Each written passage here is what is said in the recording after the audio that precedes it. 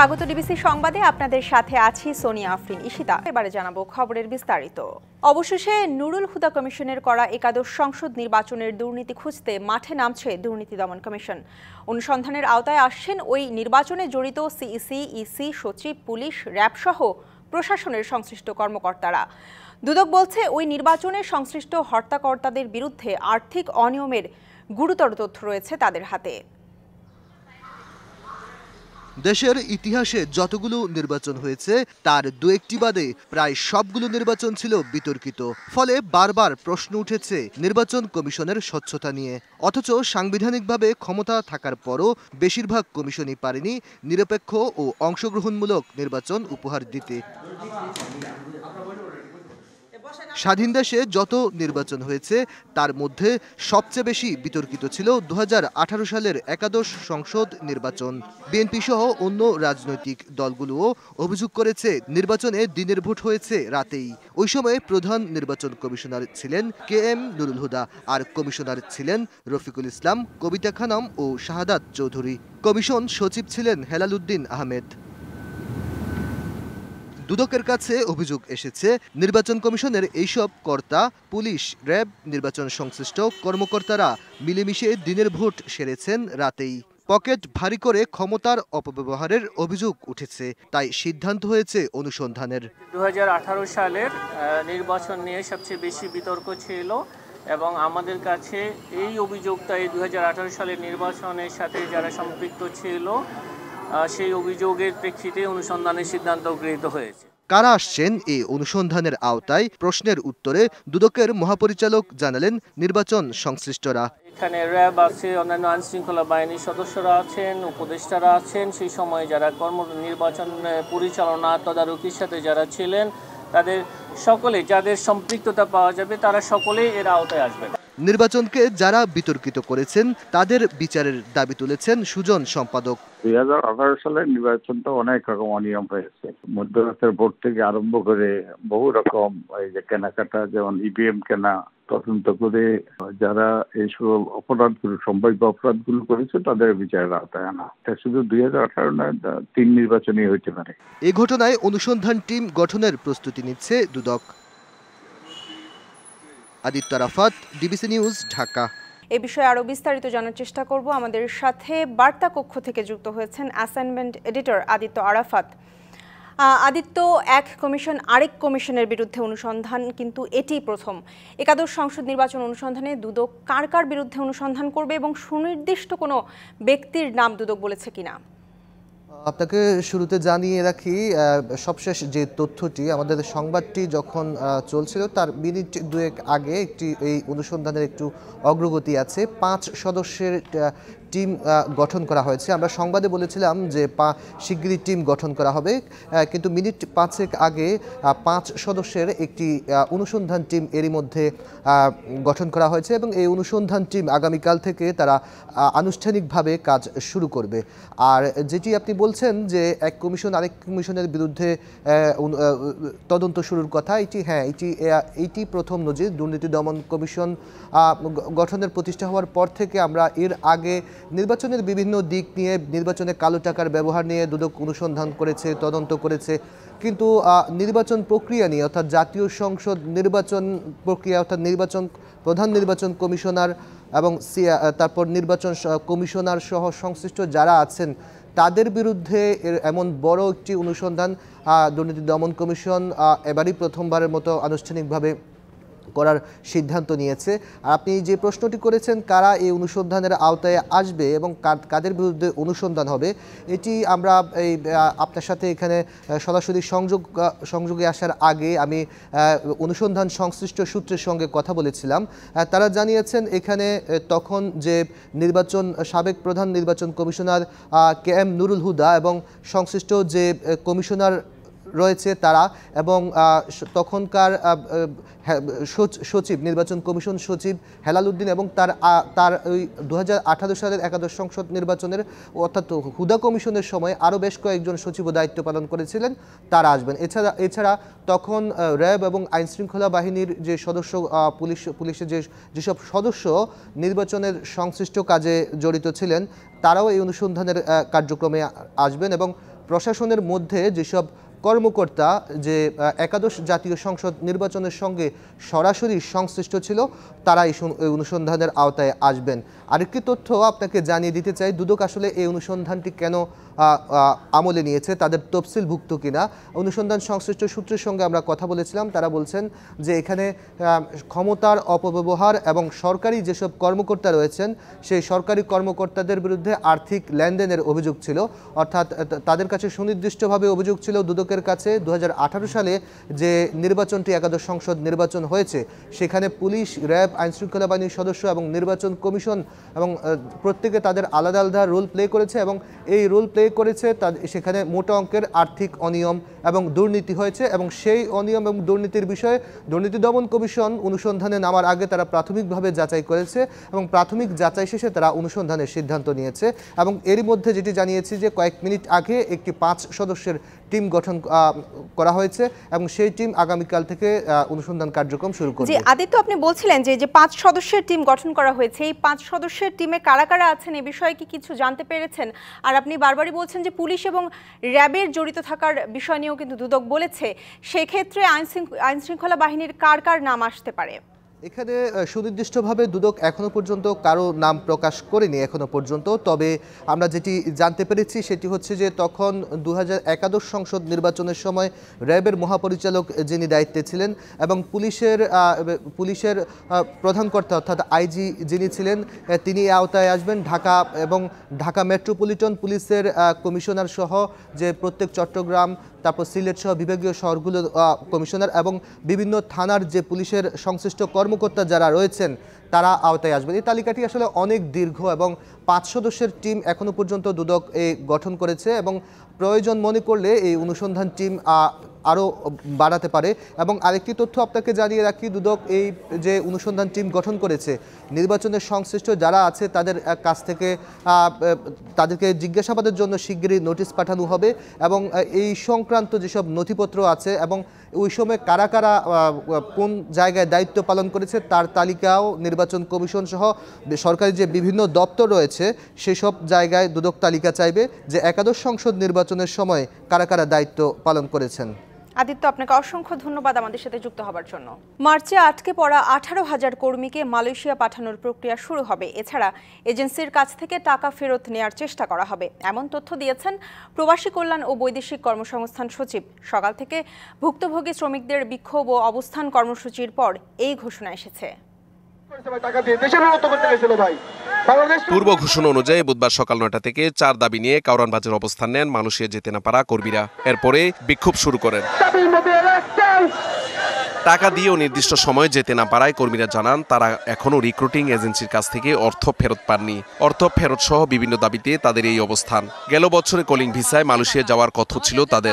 আমরা যেভাবে ভুগতেছি 9 মাস হলে এখন পর্যন্ত আমাদের কোনো সমাধান আসেনি। ডাক্তার ইউনিসেফের কাছে আমাদের দাবি একটাই, আমাদেরকে উনি মালয়েশিয়া যেভাবে হোক আমাদের পাঠানোর ব্যবস্থা। আমরা প্রত্যেকটা ফ্যামিলি আমরা অসহায় হয়ে গেছি। বেলা 11টার পর আন্দোলনকারীরা পুলিশের বাধার মুখে ওই এলাকা ছাড়তে বাধ্য হন। যে জনভোগান্তি চলছে, জনভোগান্তিকে নিরসনে ওনারা আমাদের সহযোগিতা করেন। দাবি আদায় তো রাস্তা হবে না, আলোচনার মাধ্যমে হবে এবং কনসার্ন অথরিটির কাছে তাদেরকে যেতে বলেছে আমাদের পক্ষ থেকে। এরপর মিছিল নিয়ে অবস্থান নেন রমনার প্রবাসী কল্যাণ ভবনের সামনের সড়কে। প্রতিনিধি 2 থেকে 3 বার আসছে এই জায়গায়, তাদের কাছ থেকে কি আশ্বাস দিছে? মিথ্যা আশ্বাস। ভেরিফিকেশন চলতেছে, ভেরিফিকেশন হইতেছে। প্রবাসী কল্যাণ মন্ত্রণালয়ের উপদেষ্টা আসিম নজরুল স্যার, ওনার আমরা পদত্যাগ চাই। এরপর তাদের একটি প্রতিনিধিদল বৈঠক করেন মন্ত্রণালয় সচিবের সঙ্গে। আলোচনা শেষে সচিব রুহুল আমিন জানান আগামী মার্চে আটকে পড়া শ্রমিকদের মালয়েশিয়া পাঠানোর প্রক্রিয়া শুরু হবে। যেভাবে আলোচনা চলছে খুব বেশি দেরি হবে না, এটা ফেব্রুয়ারিতেই আশা করছি আমরা মোডালিটিটা ঠিক করতে পারবো। আশা করি মার্চ এপ্রিল নাগাদ আমার মনে হয় যে আমরা ব্রেক থ্রু করতে পারবো। মূলত দীর্ঘদিন বন্ধ থাকার পর মালয়েশিয়া শ্রমবাজারের পথ খুলে 2022 সালের আগস্টে।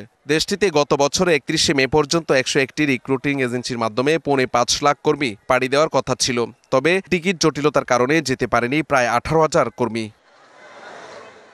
Mahmudul Hasan Nazim, DBC news, Dhaka. এই বিষয়ে এখন আমরা আরও বিস্তারিত জানার চেষ্টা করব। আমাদের সাথে মালয়েশিয়া থেকে যুক্ত হয়েছেন মালয়েশিয়া প্রবাসী ব্যবসায়ী ও মাইগ্রেশন বিশেষজ্ঞ ইয়াসিন মোহাম্মদ জুটুল। আপনাকে স্বাগত জানাচ্ছি ডিবিসি নিউজে। সরকার উদ্যোগ নিয়েছে যে 18,000 কর্মীকে মালয়েশিয়া পাঠানোর একটা উদ্যোগ নেওয়া হচ্ছে। আপনি কি মনে করেন এটা কি আদৌ সম্ভব? আসসালামু আলাইকুম। অ্যাকচুয়ালি এটা হচ্ছে একটা প্রসেসের ব্যাপার, ঠিক আছে? এটা হচ্ছে একটা প্রসেসের ব্যাপার, যেই প্রসেসটা হচ্ছে আমাদের মালয়েশিয়ান যে গভর্নমেন্ট, আপনি জানেন যিনি প্রাইম মিনিস্টার আছেন আনোয়ার ইব্রাহিম, যিনি বাংলাদেশে ভিজিট করেছেন। সো ভিজিট করার পরে উনি বলেছেন যে বাঙালি যারা আটকে পড়েছে 17 থেকে 18 হাজার কর্মী, তারা বিভিন্ন স্টেপে মালয়েশিয়ার মধ্যে প্রবেশ করতে পারবে। সেটার জন্য একটা প্রক্রিয়া চলছে এবং এটা একটি সিস্টেমেটিক ওয়েতে করতে হবে। কজ অনেক কোম্পানি আছে যারা তাদের অ্যাপ্রুভালের টাকা মালিকরা উঠিয়ে নিয়েছে, তাদেরকে নোটিশ পাঠাতে হবে, সেই পেমেন্টগুলো আবার কালেক্ট করতে হবে, করার পরে আপনার কলিং ভিসাটা রিনিউ করতে হবে, ই ভিসাটা রিনিউ করতে হবে, তারপর ফ্লাইটের ব্যবস্থাটা করতে হবে। It's a process. এটা স্টেপ বাই স্টেপ করতে গেলেও আপনার একটি সময় সাপেক্ষের ব্যাপার। এইটা নিয়ে আসলে যতই আন্দোলন করা হোক না কেন, সময় আপনার লাগবেই, আপনার সময়টা কনজিউম করতে হবে। ইভেন যখন আমাদের prime minister Anwar Ibrahim already visit করার পরে প্রতিটা রিক্রুট লাইসেন্সকে নোটিশ দেওয়া হয়েছে যে আপনাদের এক একটা লাইসেন্সের আন্ডারে কতজন লোক আটকা পড়েছে সেটা একটি ফাইল আপ করে আমাদেরকে সাবমিট করেন। আমরা মালয়েশিয়ান গভর্নমেন্টের কাছে সেটা সাবমিট করব, সেটা প্রক্রিয়া চলবে।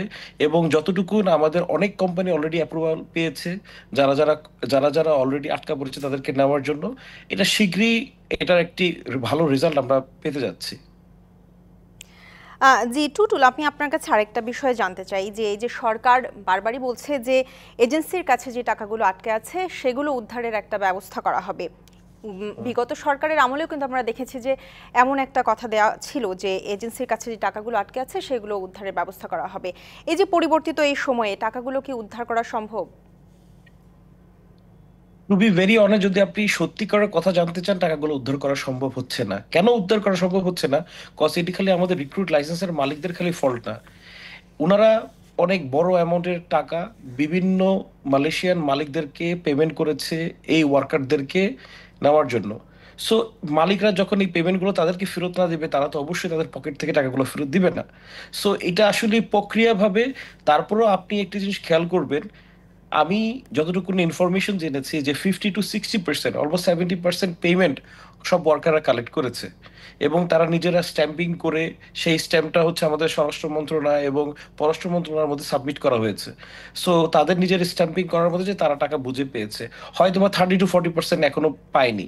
যদি আপনি এই লোকগুলোকে পুনরায় আবার মালয়েশিয়া পাঠাতে চান, তাহলে অবশ্যই আপনার অর্থের প্রয়োজন। সেই সেই অর্থটা যদি ফেরতি নিয়ে যায়, তাহলে তারা কিভাবে যাবে? অপশন যে কোনো একটা চুজ করতে হবে তাদেরকে।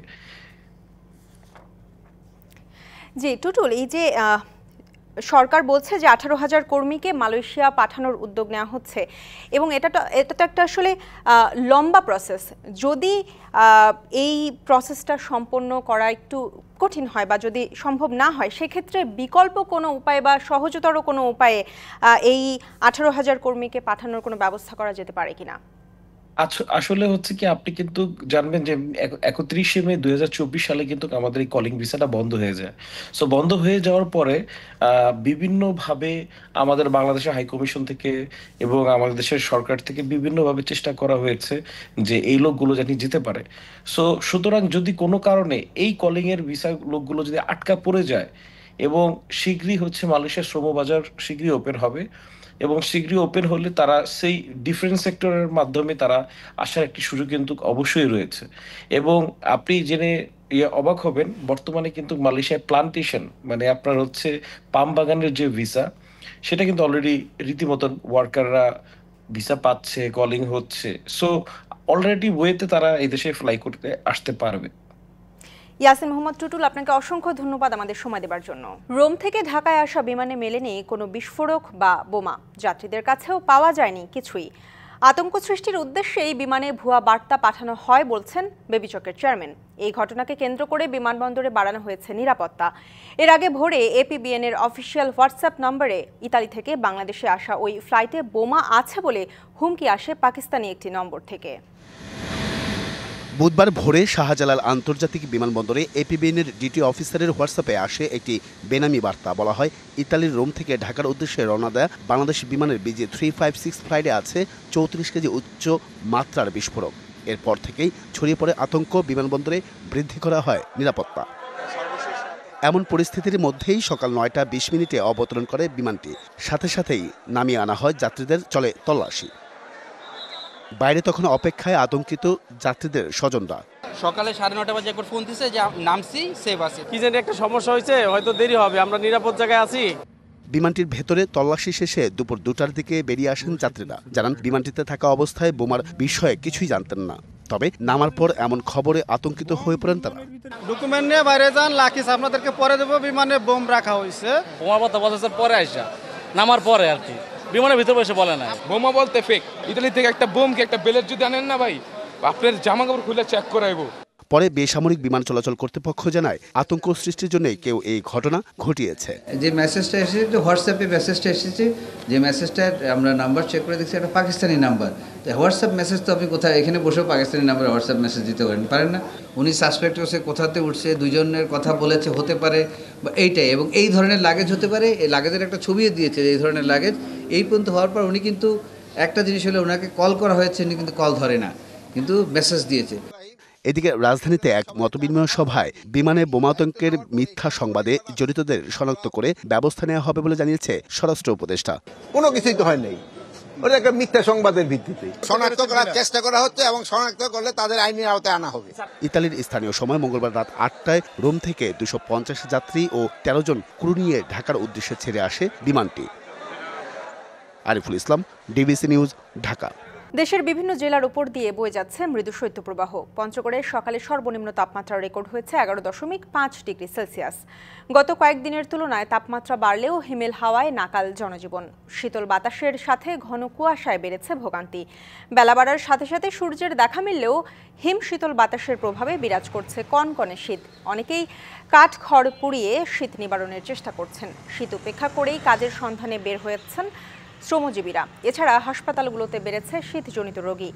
শীত জেকে বসেছে চুয়াডাঙ্গা, দিনাজপুরেও। চুয়াডাঙ্গায় 12.2 ও দিনাজপুরে 12.8 ডিগ্রি সেলসিয়াস তাপমাত্রা রেকর্ড করা হয়েছে। তীব্র ঠান্ডায় বিপাকে পড়েছেন বড় চাষি, দিনমজুর ও শ্রমিকরা। এদিকে ঘন কুয়াশার কারণে 6.5 ঘন্টা বন্ধ থাকার পর স্বাভাবিক হয়েছে পাটুরিয়া, দৌলতদিয়া এবং আরিচা কাজিরহাটের ফেরি চলাচল। উয়েফা চ্যাম্পিয়ন্স লিগের আলাদা ম্যাচে রাতে মাঠে নামবে ম্যানচেস্টার সিটি, আর্সেনাল, রিয়াল মাদ্রিদের মতো বড় দলগুলো। পার্ক দ্য প্রিন্সেসে হাই ভোল্টেজ ম্যাচে পিএসজির মুখোমুখি হবে ম্যান সিটি। ইপিএলের আরেক দল আর্সেনাল লড়বে দিনমো জাগ্রেবের বিপক্ষে, আর রিয়াল মাদ্রিদ আতিথেয়তা দেবে সালজবুর্গকে। সবগুলো ম্যাচই শুরু হবে রাত 2টায়। উয়েফা চ্যাম্পিয়ন্স লিগের আরও একটি জমজমাট রাতের অপেক্ষায় ফুটবল ভক্তরা। তবে রাতের সবচেয়ে বড় আকর্ষণ নিঃসন্দেহে পার্ক দ্য প্রিন্সেসের ম্যাচ, যে ম্যাচে 2023 সালের চ্যাম্পিয়ন সিটির প্রতিপক্ষ কখনো ইউরোপ সেরা হতে না পারা ফরাসি পরাশক্তি পিএসজি। প্রথম পর্ব শেষে পয়েন্ট তালিকার শীর্ষ 8 দল সরাসরি যাবে শেষ 16তে। বাদ পড়বে 25 থেকে 36 নম্বরে থাকা 12টি দল। এই মুহূর্তে সিটি আছে 24 নম্বরে, 26 নম্বরে পিএসজি। যে কারণে ইউসিএল এর ম্যাচের আগে সিটি বস মন্তব্য করেছেন, দুটো ফাইনাল এখন সিটির সামনে। তবে এই মৌসুমটা দুঃস্বপ্নের মতো কাটাচ্ছে সিটিজেনরা। শুধু চ্যাম্পিয়ন্স লিগই নয়, প্রিমিয়ার লিগেও সুবিধা করতে পারছে না পেপ গার্দিওলার শিষ্যরা। তবে নতুন বছরে সিটির মধ্যে কিছু পরিবর্তন দেখা গেছে। নিজেদের চেনা ছন্দে ফিরতে শুরু করেছে গেলবারের ট্রেবল জয়ীরা। এছাড়া দু দলের মুখোমুখি দেখায় এগিয়ে আছে ম্যানচেস্টার সিটি। শেষ 5 দেখায় প্যারিস সেন্ট জার্মানের বিপক্ষে 4 জয় তুলে নিয়েছে সিটিজেনরা, 1 জয় আছে পিএসজির। এদিকে ইউসিএল এর আরেক গুরুত্বপূর্ণ ম্যাচে মাঠে নামবে রিয়াল মাদ্রিদ। তাদের প্রতিপক্ষ আরবি সালজবুর্গ। তবে এই ম্যাচে নিশ্চিত ফেভারিট রিয়াল মাদ্রিদ। এছাড়া নিজেদের মাঠে খেলা হয় বেশ নির্ভর হয়ে মাঠে নামবে অল হোয়াইট শিবির। আরবি সালজবুর্গের বিপক্ষে ম্যাচে স্বাগতিকরা নিজেদের আধিপত্য দেখিয়ে মাঠে নামবে। মাদ্রিদের স্কোয়াডে থাকছেন ভিনিসিয়াস জুনিয়র, কিলিয়ান এমবাপ্পের মতো তারকারা। এর আগে একবারই মুখোমুখি হয়েছিল দুদল, সে ম্যাচে জয় পেয়েছে মাদ্রিদ। জয়ের সুখ স্মৃতি নিয়ে মাঠে নামবে আনচেলত্তির শিষ্যরা। এই মুহূর্তে পয়েন্ট টেবিলের 22তম স্থানে আছে মাদ্রিদ। 9ম থেকে 24তম স্থানে থাকা দলগুলো যাবে নকআউটের প্লে অফে। সেখান থেকে জয়ী 8 দল যোগ দেবে শেষ 16তে। তাই এই ম্যাচ মহা গুরুত্বপূর্ণ মাদ্রিদের জন্য। ফারজানা জাহান প্রিয়া, ডিবিসি নিউজ। সংবাদে এই ছিল এখনকার মতো। ডিবিসি নিউজের সংবাদগুলো পড়তে ভিজিট করুন dbcnews.tv আর ভিজিট করুন ডিবিসি নিউজের ফেসবুক পেজ এবং ইউটিউব চ্যানেল। ডিবিসির সঙ্গেই থাকুন 24 ঘন্টা।